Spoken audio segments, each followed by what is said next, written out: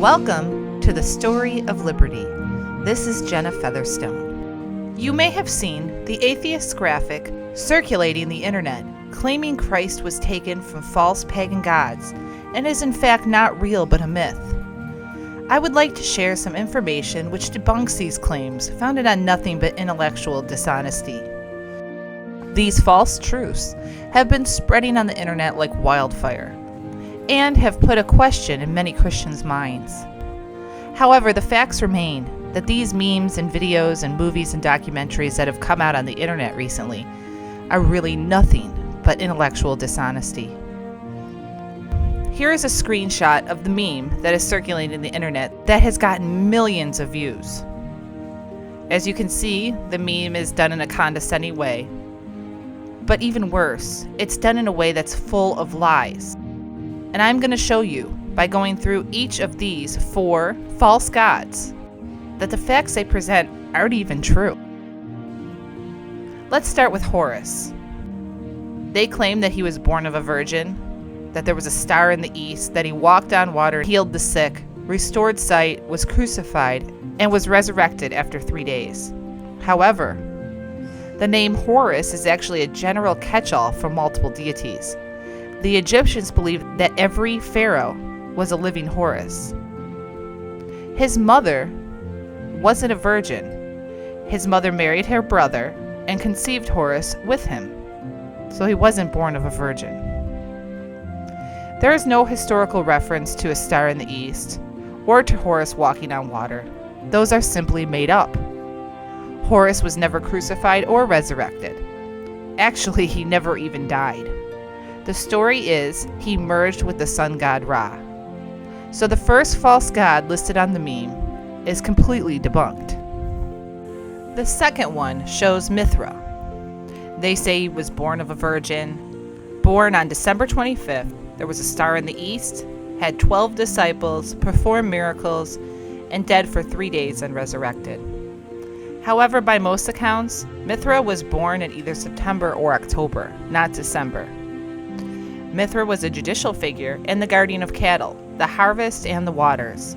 There is absolutely no historical account of Mithra having 12 disciples. That part is simply made up. Mithra wasn't said to have been born a virgin, but rather out of solid rock or an egg. Had no public ceremonies of its own for the birth, and by no means specific to the mysteries.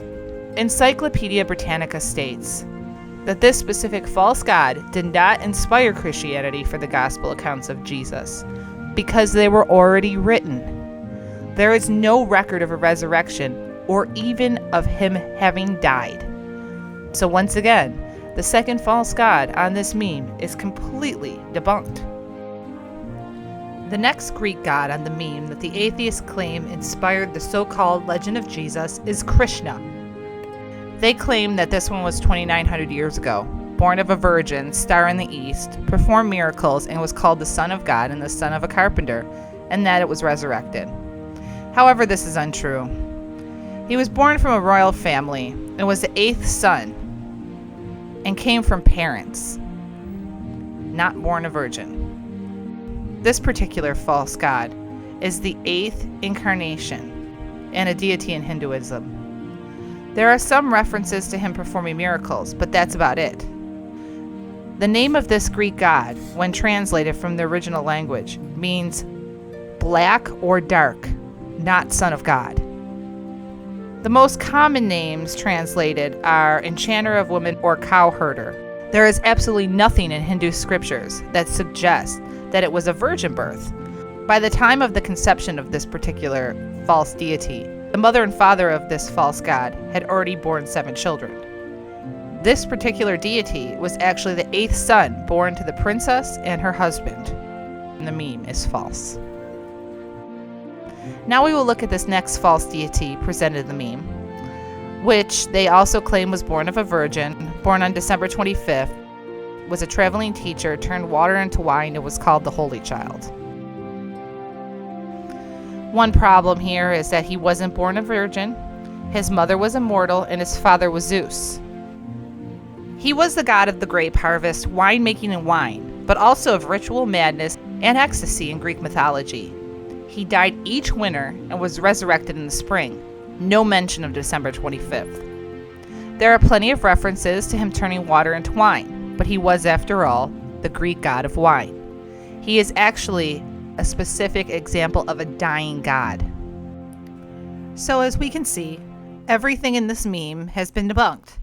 The entire meme has been falsified, and it's an outright lie. Because the problem with these types of memes is people look at them and they get the impression that Christ was derived from fictional characters, Greek mythology, Egyptian gods, etc. When actually, the purpose of the meme is to deceive people. It's very important that as Christians, we look these things up and verify them before we put our faith in them. Because unfortunately, everything you see on the internet, you just can't believe. At the bottom of the meme, they make a very condescending comment. Christians, why aren't you at least original? But the truth is, what it should say is atheists, why aren't you researching? Even you need to be held accountable to some type of intellectual standard to not believe these memes that you're posting on your pages on Facebook. At last check, millions of people had seen this meme, and there was thousands of comments, likes, and shares. But we need to realize that they're fake, they're false, and their purpose is deception. In 2 Peter 1:16 through 18, we are told, "For we do not follow cleverly devised myths, when we were made known to you the power and coming of our Lord Jesus Christ. But we were eyewitnesses to his majesty.